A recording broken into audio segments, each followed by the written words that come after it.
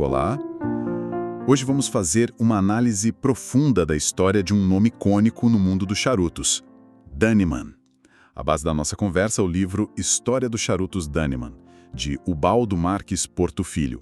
É uma obra que, olha só, contou com a colaboração do neto do fundador, Geraldo Dannemann, e busca trazer a verdade histórica sobre essa marca, que nasceu na Bahia e conquistou o mundo. Exato. O livro se propõe a corrigir distorções e preencher lacunas de mais de um século. Nossa missão aqui é desvendar essa trajetória fascinante, desde a chegada do imigrante alemão Gerhard Dannemann à Bahia, passando pelo apogeu, as crises profundas, até a sobrevivência surpreendente da marca. Então vamos lá. Tudo começa com Gerhard Dannemann, nascido em Bremen, Alemanha, em 1851. Curioso que Bremen já tinha uma tradição de charutos, A primeira fábrica lá é de 1788, e a famosa estátua de Roland, símbolo de liberdade, talvez um sinal do espírito aventureiro dele. Pode ser um prenúncio interessante, sim. Bremen era um centro comercial importante e a história dele é movimentada. Depois de lutar na Guerra Franco-Prussiana, foi ferido, tratado, e aí trabalhou com importação de fumo em Freiburg. Foi o meio-irmão que o incentivou, a buscar o Eldorado dos fumos no Brasil. E ele veio parar justamente no recôncavo baiano. Chegou em 1872 e já no ano seguinte, em São Félix, fundou a Dannemann Encia com o irmão e um sócio. Começou de forma modesta, numa casinha com apenas 6 operárias. Impressiona a rapidez com que as coisas aconteceram depois disso. Sim, a visão empreendedora era clara. Logo mudaram para um prédio maior e, mais importante, mais seguro contra as cheias do Rio Paraguaçu. Lá na Rua dos Artistas, um endereço que ficaria mundialmente famoso. Esse prédio, que hoje abriga a Casa da Cultura Américo Simas, foi ampliado e modernizado em 1915. Isso mostra um crescimento contínuo, sabe? E o reconhecimento internacional veio muito rápido. Isso é impressionante. Em 1876, só 3 anos depois da fundação, já ganha medalha de ouro na Exposição Universal da Filadélfia. E com Dom Pedro II presente. Isso deve ter sido um impulso gigantesco para a marca. Foi fundamental. Essa estratégia de buscar validação internacional desde cedo diferenciou a Dannemann. E as premiações se acumularam. Antuérpia, Berlim, Paris, na exposição da Torre Eiffel, Chicago, Santo Luís, foi a marca brasileira de charutos mais premiada no exterior. E isso não era só prestígio, Era uma ferramenta de marketing poderosa para abrir mercados. Chegou a receber o título de Imperial Fábrica de Charutos em 1883, um status e tanto. E lançou dezenas de marcas ao longo do tempo. Tinha a Santa Damiana, que o Getúlio Vargas apreciava, e a Príncipe Bismarck, uma variedade que mostrava que eles entendiam de segmentação de mercado já naquela época. Exatamente. Tinham marcas para diferentes gostos e bolsos, adaptadas aos mercados europeu e americano. A homenagem a Bismarck, por exemplo, reforçava os laços com a Alemanha e figuras influentes. Isso era parte da construção da imagem da marca, com certeza. Mas Gerhard Dannemann não era só um empresário focado na fábrica. Ele se tornou uma figura central em São Félix. Foi o primeiro intendente, que é o equivalente a prefeito, logo após a emancipação da cidade em 1889. É verdade. E deixou um legado administrativo notável. Construiu o Paço Municipal, que dizem ser uma réplica de um palácio de Berlim. Melhorou a infraestrutura urbana, iluminação a querosene, calçamento, iniciou a rede de esgotos, construiu escolas, biblioteca, linha telegráfica, foi tão reconhecido que acabou eleito pelo voto popular em 1892. Ele realmente investiu na cidade onde prosperava, E na vida pessoal? Casou-se com uma baiana de família tradicional, Bernardina Aleluia, e tiveram 12 filhos. Nossa, imagina a logística familiar. E ele enviava os filhos para estudar na Alemanha aos 6 anos. Mostra essa dupla identidade cultural que ele mantinha.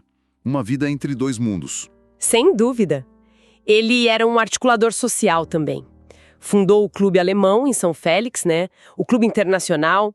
Mantinha contato com personalidades como Bismarck e Hindenburg. Mandava laranjas da Bahia, charutos.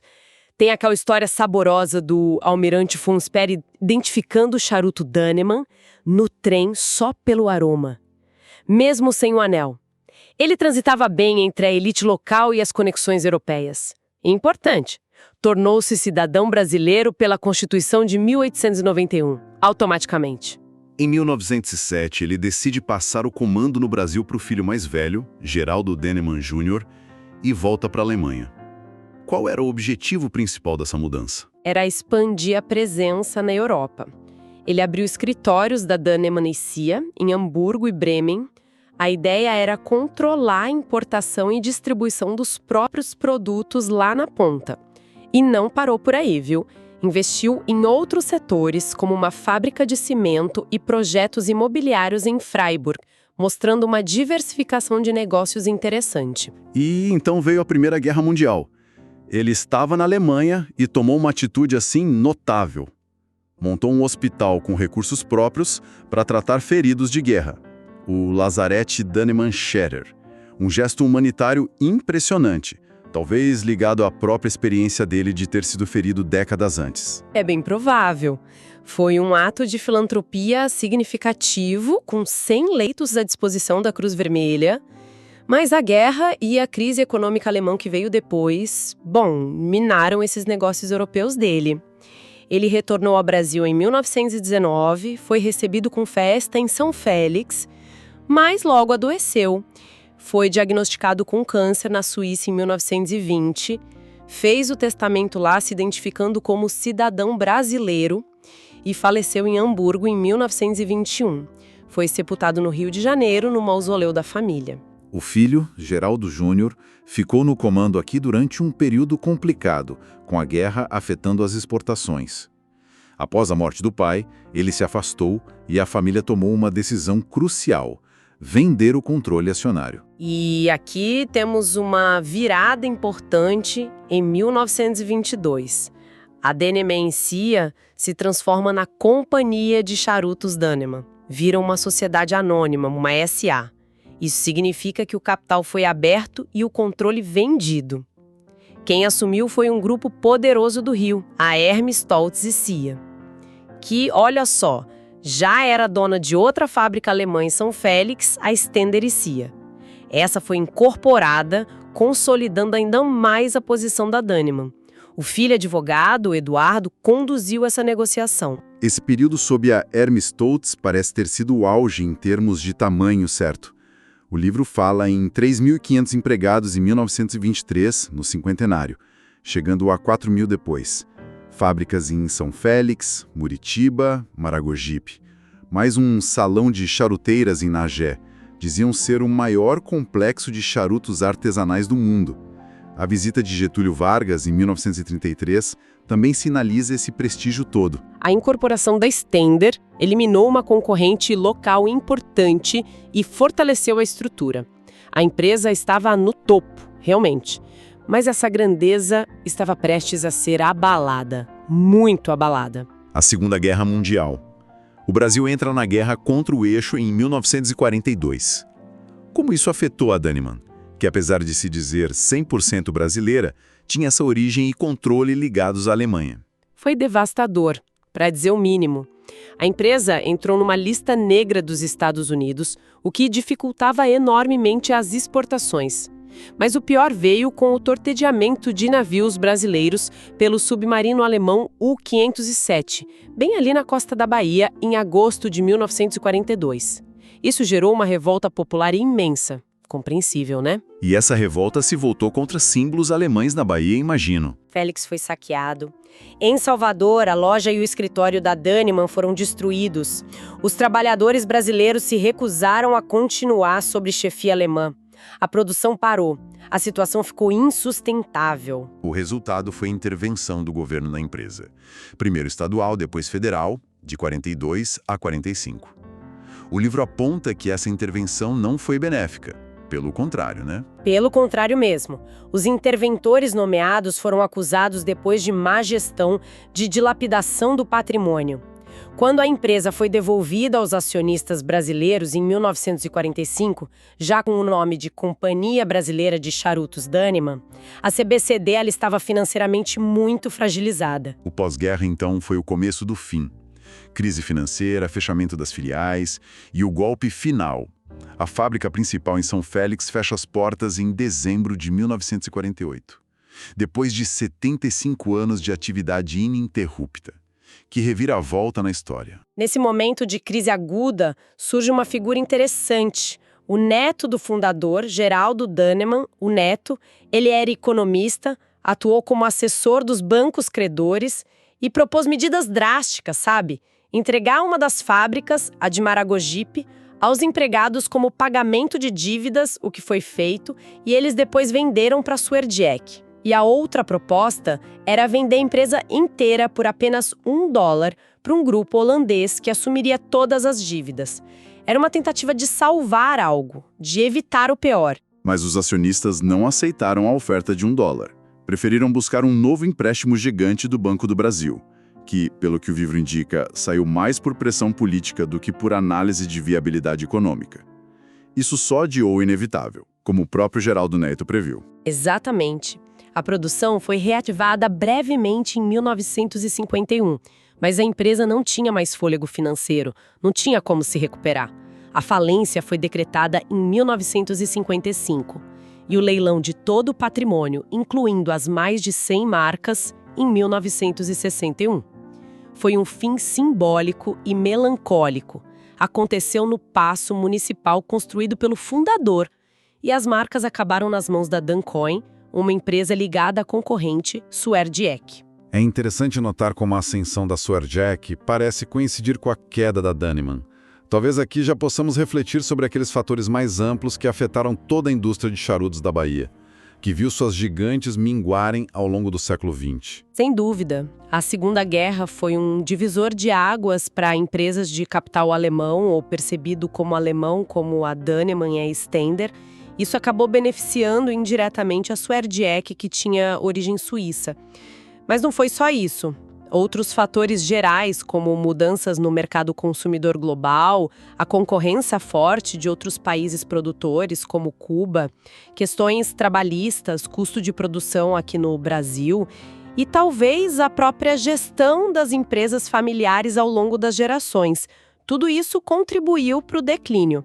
A indústria charuteira baiana, que já foi uma potência mundial, perdeu muito espaço. Mas a história da Daniman não termina com a falência e o leilão. O nome sobreviveu. Como isso aconteceu?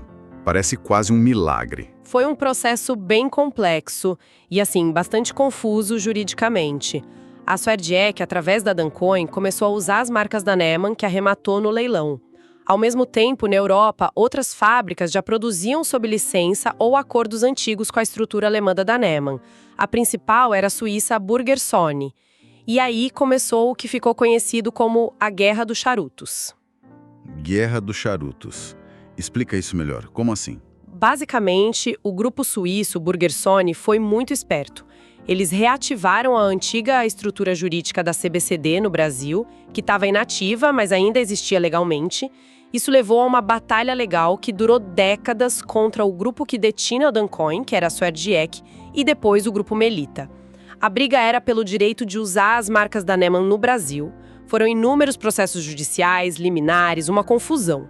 E quem levou a melhor no final dessa guerra toda? Eventualmente, a CBCD, agora controlada pelo grupo Burger, conseguiu reestabelecer o direito à produção própria no Brasil. Isso foi em 1977. Começaram numa fábrica em Cruz das Almas e a chegada do holandês Hans Leusen em 1981 foi crucial. Ele revitalizou a operação e a marca aqui no país. É impressionante como a marca resistiu a tudo isso. Falência, leilão, disputas legais por décadas. O que explica essa resiliência tão forte do nome Daniman? Olha, eu acho que se deve muito à força que foi construída ao longo do primeiro século de existência. O reconhecimento internacional, a associação com qualidade, com tradição, tudo isso criou um valor de marca, um brand equity, muito forte. Esse valor sobreviveu aos problemas corporativos. Mesmo quando a empresa faliu, o nome ainda tinha prestígio no mercado. E a ligação com o tabaco mata fina da Bahia, que é essencial para a qualidade, nunca se perdeu completamente. Tal também ajudou a manter a marca viva, imagino. Especialmente com o Centro Cultural Danemã em São Félix, que foi inaugurado em 1989. Sim, com certeza. Idealizado pelo Hans Leusen, ele se tornou um ponto de referência cultural muito importante no Recôncavo. Mas é importante notar, ele fica num antigo armazém restaurado da empresa, não no prédio original da primeira fábrica, que é a Casa da Cultura hoje. O Centro Cultural promove eventos, exposições, a Bienal do Recôncavo, Festival de Filarmônicas e mantém viva a arte das charuteiras, né? Fazendo demonstrações, isso conecta a marca à sua origem baiana de forma muito concreta. E esse centro na Bahia inspirou um ainda maior na Suíça, em Brissago. É um ciclo interessante, né? A marca volta com força para a Europa, mas celebrando e divulgando as suas raízes brasileiras lá fora. Exatamente. O Centro Danemann, na Suíça, tem salões com nomes como Bahia e Mata Fina. É a demonstração de que, embora a produção principal hoje seja europeia, a identidade e a matéria-prima-chave, o tabaco, continuam vindo da Bahia. Essa conexão é vital. Falando do produto em si, para quem não conheça tanto assim, o que define o charuto? Rapidamente, quais são as partes principais? De forma bem simples, temos a torcida, que é o recheio, o miolo de folhas de tabaco selecionadas, o capote, que é uma folha que segura esse miolo da estrutura, e a capa, a folha externa, a mais bonita, que vem por fora e contribui muito para o sabor e para o aroma.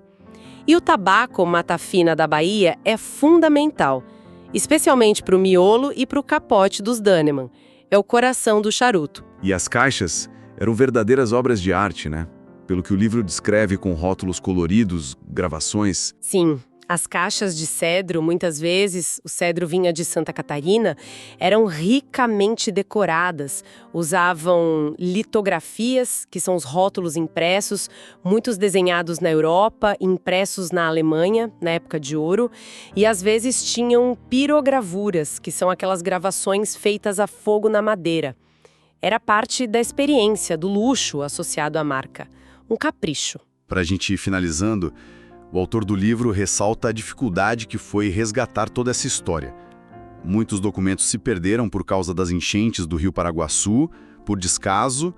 Tem até a história de um prefeito que mandou jogar papéis velhos fora e alguém achou um documento assinado por Dom Pedro II no lixo. Que absurdo! É um lembrete doloroso da fragilidade da nossa memória histórica, infelizmente. Muitos registros se perderam mesmo. Jornais antigos, que são fontes importantes, às vezes continham imprecisões ou distorções. A pesquisa histórica é um trabalho de paciência, de detetive, cruzando fontes, e nem sempre se consegue reconstituir tudo com absoluta certeza. A própria data exata da chegada de Gerhard Danemann à Bahia, por exemplo, o autor admite que não conseguiu o registro preciso. É um detalhe, mas mostra essa dificuldade. Que saga, hein? De um imigrante alemão visionário em São Félix a um império global de charutos, passando por guerras mundiais, crises econômicas, intervenção governamental, falência e uma sobrevida quase inacreditável da marca, que renasceu das cinzas. A história da Danemann é um estudo de caso fascinante sobre empreendedorismo, globalização, identidade cultural e, acima de tudo, resiliência. E mostra como uma marca forte, muito bem construída e ligada a uma matéria-prima única, como o tabaco Mata Fina da Bahia, pode transcender as dificuldades, as vicissitudes da própria empresa que a criou. A conexão Bahia-Europa, forjada lá atrás por Gerhard Danemann, permanece viva até hoje, mesmo que de uma forma diferente, com a produção principal lá. Fique então uma reflexão final. A história da Danemann, com sua queda e a sobrevivência da marca em outras mãos, ele espelha um pouco o destino de outras gigantes da charutaria baiana, como a Costa Pena e a própria Suerdiec, que também teve seu auge e depois declinou. O que realmente levou ao fim da era de ouro dos charutos baianos como potência mundial? Foi só a guerra? Ou uma combinação de fatores globais, nacionais e talvez a própria dinâmica interna dessas grandes empresas familiares? Fica aí a questão para a gente pensar. Até a próxima análise.